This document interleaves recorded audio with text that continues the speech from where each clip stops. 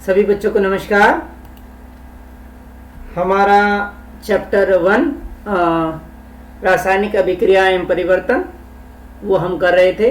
Part 1 में हमने कुछ बताया था, समीकरण के बारे में, टॉपिक के बारे में जाना था, उसी को हम आगे बढ़ाते हैं।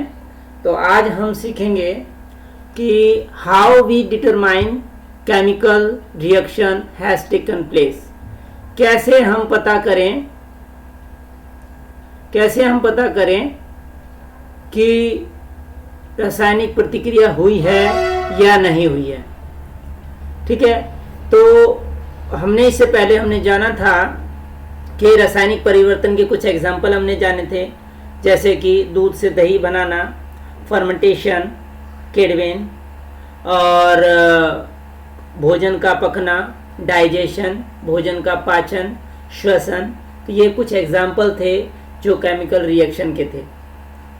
हमने जाना तो कि भाई केमिकल रिएक्शन होता है, लेकिन उसमें क्या प्रतिक्रिया होती है जिसकी वजह से हमें पता लगे कि ये केमिकल रिएक्शन हुआ है। तो वो कुछ स्टेप्स हैं, वो आपको ध्यान रखने होंगे। उसके अंदर इन चारों स्टेप के अंदर कुछ ना कुछ बदलाव होता है, तो हम कह सकते हैं कि केमिकल रिएक्शन हुआ है। आइए जानते हैं। Following observation determine that a chemical reaction has taken place. Change in state, या तो अवस्था में उसके परिवर्तन हो तो हम कहेंगे केमिकल चेंजेस हुआ है, या चेंज इन कलर में, रंग में परिवर्तन हो तो हम कह सकते हैं कि उसके अंदर केमिकल रिएक्शन हुआ है, या इवोल्यूशन ऑफ गैस, या गैस का बनना हो या निष्कासन या निकलना हो तो हम कह सकते हैं कि केमिकल रिएक्शन हुआ है। फोर्थ है चेंज इन टेम्परेचर, या टेम्परेचर यानी उसके तापमान में भी कोई बदलाव हो तो हम कह सकते हैं कि केमिकल रिएक्शन हुआ है। इस चारों अवस्थाओं में हमें पता लगता है कि कोई रासायनिक प्रतिक्रिया कुछ ना कुछ हुई है जब किसी पदार्थ में इस तरह की कोई बदलाव आते हैं। देखिए, sign of chemical reaction, there is the 4 main sign that indicate the chemical reaction has taken place. Symbol भी हम आगे करेंगे। ये देखिए, चेंज इन कलर में कोई बदलाव आ सकता है। चेंज इन स्टेट, सॉलिड से लिक्विड हो, या लिक्विड से गैस में बदल जाए, या गैस से वापस सॉलिड में बदल जाए तो भी केमिकल रिएक्शन होगा। एक एग्जांपल मैं बताता हूँ। आइस है, आइस को आप एयर में छोड़ दो, क्या लिक्विड में बदल जाएगा, और जब उसको हम गर्म कर देंगे तो वो वेपर में बदल जाएगा।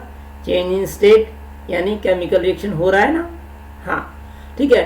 और ऐसे कोई बदलाव, या तो इवोल्यूशन ऑफ गैस यानी गैस, ऐसी कोई प्रतिक्रिया हो, ऐसा कोई केमिकल रिएक्शन हो जिससे गैस बननी शुरू हो गई हो या कुछ निकलनी शुरू हो गई हो गैस, है ना, तो भी केमिकल रिएक्शन होता है।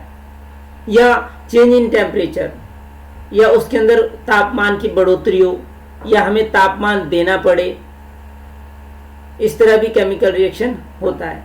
एक एग्जांपल है कि कैल्शियम को, यानी आपने चूने को पानी में डाला है।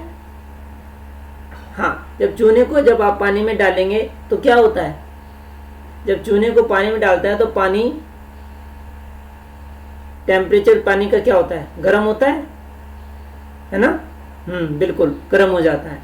तो इसका मतलब क्या है, उसके अंदर केमिकल चेंजेस हो रहे हैं, तभी तो वो गर्म हो रहा है। ठीक है, नेक्स्ट पॉइंट है, हम करते हैं रासायनिक समीकरण। आइए देखते हैं रासायनिक समीकरण क्या है। The expression of the word form chemical reaction with the help of chemical formula and symbol is called off chemical equation. रासायनिक अभिक्रिया को शाब्दिक समीकरण को रासायनिक सूत्र और संकेत के रूप में व्यक्त करना रासायनिक समीकरण कहलाता है। अब आप को भाषा बोलने के लिए कुछ अक्षरों का प्रयोग करते हैं, जैसे आपने बोला, अब वो बोलने के लिए आपने बोल तो दिया, लेकिन आगे जो आप इसी को साबित करके दिखाओगे तो कुछ संकेत, कुछ अक्षर लिख के दिखाओगे ना, ताकि सामने वाले को समझ में आए कि आप क्या बोलना चाह रहे हो। इसी तरह से जो केमिकल रिएक्शन होता है तो इनके शाब्दिक समीकरण को एक सूत्र व संकेत के रूप में व्यक्त करने को ही रासायनिक समीकरण कहते हैं। समझ में आ रहा है? ठीक है, नेक्स्ट करते हैं point. Chemical equation represent chemical reaction with the chemical formula and the symbol. ठीक है, रासायनिक समीकरण रासायनिक अभिक्रिया को रासायनिक सूत्रों और संकेतों के साथ व्यक्त करता है। When a magnesium ribbon is the burned in oxygen, जब हमने मैग्नीशियम रिबन को जलाया था ऑक्सीजन में, तब it gets converted to magnesium oxide, तो वो क्या बन गया था? मैग्नीशियम ऑक्साइड बन गया था। मैग्नीशियम फीते को ऑक्सीजन में जलाया जाता है तो मैग्नीशियम ऑक्साइड में वो बदल जाता है।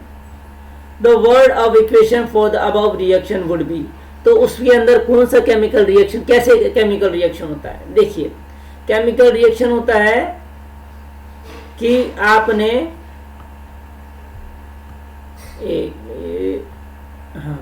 आपने मैग्नीशियम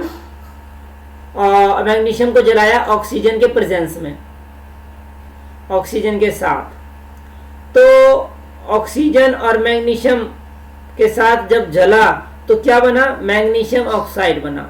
इसका केमिकल नेम हमने शो कैसे किया? मैग्नीशियम को हम Mg से लिखते हैं, ऑक्सीजन को हम O2 से लिखते हैं, और मैग्नीशियम ऑक्साइड जो बना हमारा वो हमारा MgO बना। ठीक है, तो जो हमने रिएक्शन किया, जब दो पदार्थ को हमने मिलाया तो उसको रिएक्टेंट कहते हैं। ऐसे पदार्थ जब हम रिएक्शन करते हैं तो उसको रिएक्टेंट कहते हैं, और जब ये दोनों रिएक्शन करने के बाद जो प्रोडक्ट बनता है ना, वो हमारा प्रोडक्ट कहलाता है। मतलब जो कोई नया पदार्थ बनता है तो हम उसे प्रोडक्ट कहते हैं। ठीक है, हिंदी में हम अभिकर्मक कहते हैं रिएक्टेंट को, और जो प्रोडक्ट बनता है उसको हम कहते हैं उत्पाद। तो इस बात को ध्यान रखना, याद रखना। समझ में सभी को आ रहा है? ठीक है, हम आगे बढ़ते हैं। नेक्स्ट पॉइंट हम ये सीखेंगे कि रासायनिक समीकरण का लिखना। रासायनिक समीकरण लिखा कैसे जाता है? हमने रासायनिक समीकरण को समझा कि रासायनिक अभिक्रिया होती कैसे है, फिर रासायनिक समीकरण को सीखा। अब रासायनिक समीकरण को हम लिखना सीखेंगे। तो रासायनिक समीकरण को लिखने के लिए कुछ बातें हैं, वो ध्यान से रखना है, आपको समझना है। A word equation of chemical reaction show the change of reactant to product through an arrow placed between them। रासायनिक अभिक्रिया के शाब्दिक समीकरण यानी अभिकर्मक, अभिकर्मक मतलब रिएक्टेंट से उत्पाद यानी प्रोडक्ट में परिवर्तन को तीर द्वारा दिखाया जाता है। यानी अभी मैंने इससे ऊपर आपको बताया था कि जब दो पदार्थ को आप मिलाते हैं, दो पदार्थ को मिलाने के बाद जो हमें नया पदार्थ मिलकर बनता है उसे हम तीर के निशान से दिखाते हैं। ये जो तीर का निशान जो बनाए ना, ये हमारा उत्पाद होता है। ठीक है, अच्छा, समझ में आ रहा है सभी को? देखिए, नेक्स्ट पॉइंट है, the reactant are written on the left hand side RHS with the plus sign with. आप जब रिएक्टेंट को लिखते हैं यानी अभिकर्मक को लिखते हैं, तो अभिकर्मक को लिखने के बाद किससे जिसे मिलाएंगे वो भी लिखेंगे, बीच में प्लस का निशान लगाएंगे। ये एरो का निशान क्या शो करता है कि ये दोनों को मिलाने के बाद जो नया चीज बना है वो आपका उत्पाद है यानी प्रोडक्ट है। ठीक है, तो ये आपका जो लेफ्ट हैंड साइड में जो रहेगा ना, ये रहेगा आपका रिएक्टेंट। क्या रहेगा? रिएक्टेंट। समझ में आ रहा है सभी को? ठीक है, अगला देखते हैं भाई, सिमिलरली, सेम एज ऐसे ही है कि similarly product are return on the right hand side LHRHS with the plus sign with, ठीक जैसे हमने लेफ्ट हैंड साइड में रिएक्टेंट को लिखा था, ठीक उसी प्रकार हमारा प्रोडक्ट भी राइट हैंड साइड में होता है। ठीक है, ये तो LHS हो गया और ये हमारा होगा RHS यानी right hand side. Right hand side में अगर जो दो प्रोडक्ट बनते हैं तो दो प्लस के मतलब प्लस के साइन के अकॉर्डिंग आएगा, यानी पहला प्रोडक्ट फिर प्लस में सेकंड प्रोडक्ट। और एक ही प्रोडक्ट बना है तो प्लस लिखने की हमें जरूरत ही नहीं है ना। समझ में आ रहा है सभी को? ठीक है, नेक्स्ट पॉइंट देखते हैं इसको। The arrow head towards the product show the direction of reaction. जब हम रिएक्शन करते हैं तो रिएक्टेंट को जब रिएक्शन करते हैं तो एरो का निशान जो लगाते हैं ये शो करता है कि जो आपका जो प्रोडक्ट है वो इस तरफ जा रहा है, इधर बन रहा है, रिएक्शन इस तरफ से हो रही है। ठीक है, सभी को समझ में आ रहा है?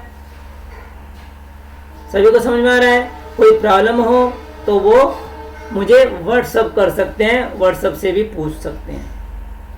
आइए नेक्स्ट पॉइंट करते हैं, रासायनिक समीकरण का लिखना। अब रासायनिक समीकरण का लिखना, रासायनिक समीकरण को तो समझ लिया, लेकिन रासायनिक समीकरण को हम लिखेंगे कैसे, तो इसकी भी कुछ बातें होती हैं। देखिए, रासायनिक समीकरण में gaseous, liquid and solid form of substance are written, इसको हम लिखते हैं। गैस है तो गैस से लिखेंगे। मान लो आपने जब गैस से रिएक्शन किया है तो उसको G से शो करेंगे, और लिक्विड से लिखा है तो उसको L से शो करेंगे, और सॉलिड से लिखा है मतलब सॉलिड में है पदार्थ तो आपको S से शो करना है, जिससे कि सामने वाले को ये पता लग जाए कि ये सॉलिड है, ये लिक्विड है, ये गैस है। इसके बाद है evolution of gas is expressed as, जब गैस का निकलना व्यक्त किया जाए, यानी जब गैस बाहर की ओर निकले। ठीक है, जब हम रिएक्टेंट को रिएक्शन करते हैं, जब प्रोडक्ट बनता है तो कई बार रिएक्टेंट रिएक्शन के बाद प्रोडक्ट जो निकलता है तो साथ में गैस भी रिलीज होती है। ठीक है ना, गैस का निकलना, तो गैस जब रिलीज होगी तो हम उसको एरो का निशान लगाएंगे इस टाइप का। इससे क्या पता लगता है कि एरो से ये पता लगता है कि गैस ऊपर की बाहर की ओर निकल रही है। समझ में आ रहा है सभी को?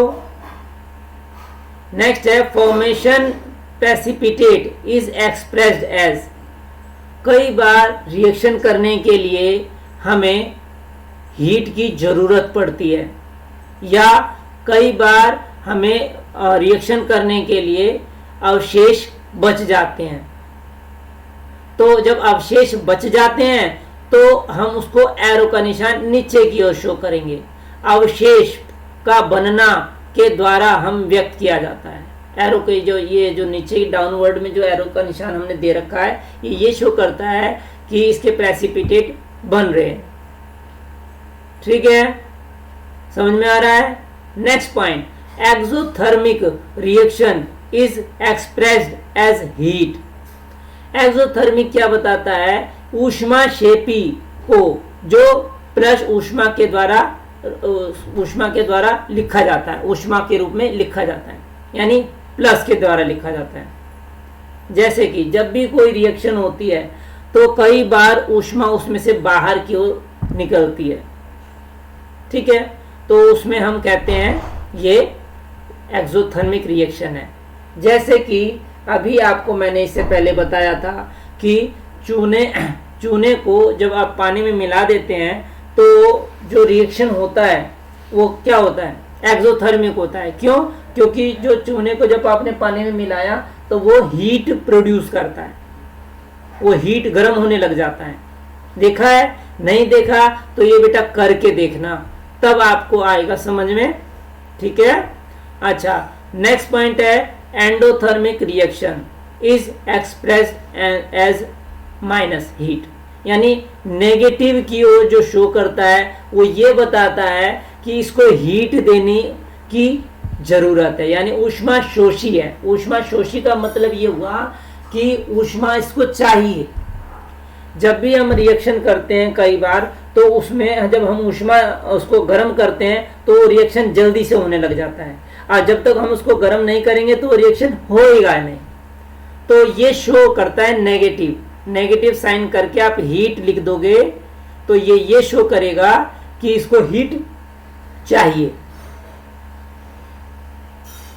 नेक्स्ट पॉइंट है skeletal equation is written as balanced equation. Skeletal जो संतुलित कंकाली समीकरण को संतुलित समीकरण के रूप में लिखा जाना ही स्केलेटल इक्वेशन कहलाता है। ठीक है, स्केलेटल इक्वेशन तो ये हो गया कि लेफ्ट हैंड साइड में आपके जितने एटम है is not equal to right hand side, but जब इन दोनों को बैलेंस कर दोगे तब ये स्केलेटल इक्वेशन जो हो जाएगा वो बैलेंस हो जाएगा। सभी को समझ में आ रहा होगा? आइए कुछ एग्जाम्पल के द्वारा और भी इसको समझते हैं। तो ये जो है आपका संतुलित रासायनिक समीकरण, संतुलित रासायनिक समीकरण, mass is neither created nor be destroyed in the chemical reaction, rather it remain unchanged when the number of atom of each reactant is equal of the number of atom of each element in product, then such a chemical reaction is called balanced chemical equation। रासायनिक अभिक्रिया के दौरान बेटा द्रव्यमान को ना तो पैदा किया जाता है और ना ही ये नष्ट होता है, ये अपरिवर्तित रहता है। जो आपका रिएक्टेंट में जितना आपका एटम है, जितना द्रव्यमान है, उतना ही आपका द्रव्यमान प्रोडक्ट में होना चाहिए, तब तो ये बैलेंस्ड है और सही है इक्वेशन। अगर जो आपका रिएक्टेंट में द्रव्यमान अलग है और प्रोडक्ट में द्रव्यमान अलग है, तो आपका ये बैलेंस यानी संतुलित रासायनिक समीकरण नहीं होगा, आपका इक्वेशन गलत होगा। तो इसको समझना है, आइए कुछ एग्जांपल के द्वारा भी समझेंगे। पहले इसको थोड़ा सा समझते हैं। तो रासायनिक अभिक्रिया में अभिकर्मक में के प्रत्येक तत्वों के अणुओं की संख्या उनके उत्पादों के प्रत्येक तत्वों की संख्याओं के समान बराबर होता है। वह अभी तो मैंने बताया बेटा कि अभिकर्मक यानी रिएक्टेंट में क्या होता है कि जितने भी एटम के द्रव्यमान हैं उतने ही आपके उत्पाद जो बना है, नया प्रोडक्ट जो बना है, उसके अंदर भी उतना ही आपके द्रव्यमान होने चाहिए। अगर जो ऐसा है तो बैलेंस्ड इक्वेशन। ठीक है ना। आइए कुछ एग्जाम्पल के द्वारा इसको और अच्छी तरह से समझते हैं ताकि आपको और क्लियर हो जाए। ये है आपका स्केलेटल केमिकल इक्वेशन। हमने देखा कि मैग्नीशियम को ऑक्सीजन के प्रेजेंस में रिएक्शन किया तो हमारा क्या मिला, हमें मिला MgO। ठीक है। अब यहाँ पर हम बैलेंस करके देखते हैं, बैलेंस है या नहीं है ये पता करते हैं। तो अभी हमने बताया था आपको इससे ऊपर पहले कि लेफ्ट हैंड साइड में जितने भी द्रव्यमान हैं, जितने भी एटम के द्रव्यमान हैं, उतने ही आपके प्रोडक्ट के उतने ही द्रव्यमान होने चाहिए। अगर जो ऐसा है तो ये संतुलित इक्वेशन है। ठीक है। देखते हैं Mg कितना है, इसमें 1 है, इसमें Mg कितना है, 1 है, बिल्कुल सही है, बैलेंस है ये तो, है ना। अब ऑक्सीजन देखते हैं, ऑक्सीजन इसमें 2 है, इसमें ऑक्सीजन कितना है, 1। इसका मतलब क्या हो गया, ये अनबैलेंस्ड है। बैलेंस तो तब होता जब इसके जितने भी रिएक्टेंट हैं, जितने भी एटम के द्रव्यमान है, उतने ही प्रोडक्ट के द्रव्यमान होने चाहिए। ठीक है। तो Mg 1 है और O2 2 है, इधर Mg 1 है, O 1 है।